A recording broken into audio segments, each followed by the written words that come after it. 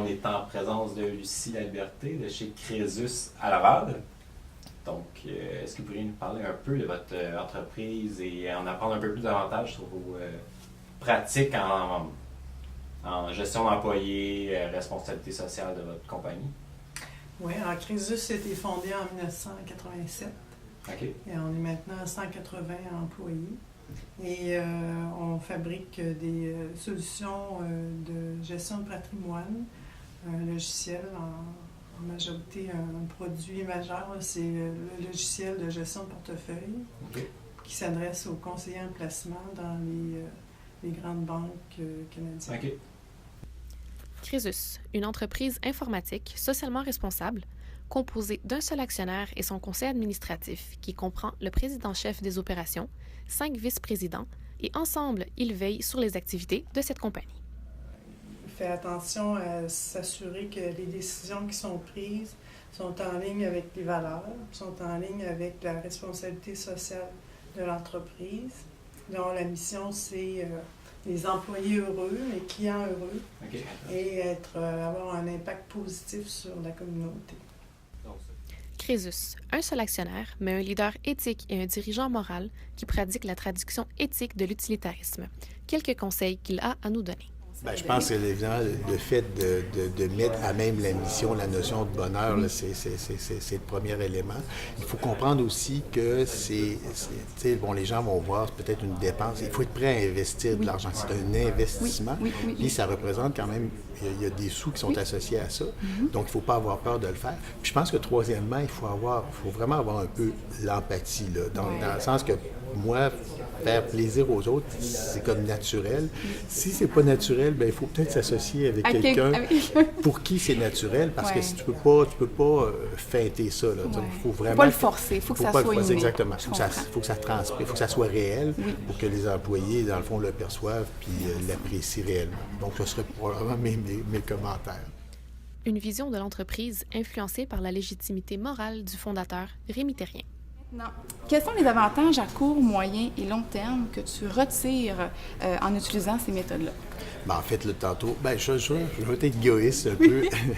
Il y a des avantages pour moi personnellement. Évidemment, parce que quand je rentre au bureau, je vous avoue que la chose qui me rend le plus heureux moi-même, c'est de voir que les gens sont heureux autour de moi. Donc, une entreprise qui applique des valeurs de la RSE comme la philanthropie, la participation citoyenne, la sollicitude et la réceptivité sociale. À travers nos valeurs chez Crésus, les valeurs, c'est l'éthique, le respect, le plaisir, la collaboration, puis l'intégrité. Fait qu'à travers les valeurs, il faut que Crésus ait un rôle de bon citoyen à jouer dans la communauté. Puis ce rôle-là, il se voit sous 4 volets, disons. Le premier volet, c'est s'assurer de bien traiter ses employés. Le deuxième, c'est de soutenir les gens malades, les gens démunis. Après ça, de favoriser le développement de la jeunesse, l'éducation. Puis faire attention à l'environnement aussi. Donc, protéger l'environnement. Donc, si on parle du premier, de bien traiter les employés, à chaque 2 ans, on fait un sondage auprès des employés. Puis on regarde leur niveau de satisfaction sur divers aspects de gestion. Et puis, dès qu'on voit qu'il y a quelque chose qui est moins populaire, on travaille fort pour essayer de s'améliorer pour qu'ils soient heureux. Ensuite, point de vue des gens plus démunis, on donne un demi d'1% de nos revenus annuellement dans des organismes de la région. On fait aussi l'engagement communautaire. Fait qu'on a... par exemple, dans le temps des fêtes, on fait des paniers de Noël avec Moisson Laval. Vraiment auprès de la communauté où vous travaillez? Oui, Moisson Laval, c'est ici dans la région. Fait qu'il y a une 60aine d'employés qui ont fait 190 heures de bénévolat pour faire des paniers de Noël. Après, puis les gens embarquent, ils sont vraiment contents de participer à ça. On a une 30aine d'employés qui ont fait 48 heures vélo pour ramasser des fonds pour les petits-enfants gravement malades. Pour l'enseignement, on a participé au Hackathon, qui est une activité organisée pour les étudiants en informatique au collégial à l'université. Puis là, on avait 15 employés qui ont passé la fin de semaine lors de ce concours-là à être des mentors, à être des juges, puis des conférenciers. OK. Fait que c'est vraiment le fun. Les gens sont comme fiers puis participent. Dans Tout ça sur une base de bénévolat? Oui. OK. Puis, pour la protection de l'environnement, on a Crésus électrique qui, dans le fond, on fournit aux employés, on a 6 bornes électriques dans le sous-sol. Et les employés, il y a quasiment 5% des employés qui ont des voitures électriques. Ah ouais? Fait qu'on a des bons ambassadeurs de l'utilisation de la voiture électrique. On voit ici que Crésus, selon la typologie de Redenbach, est une organisation éthique développée.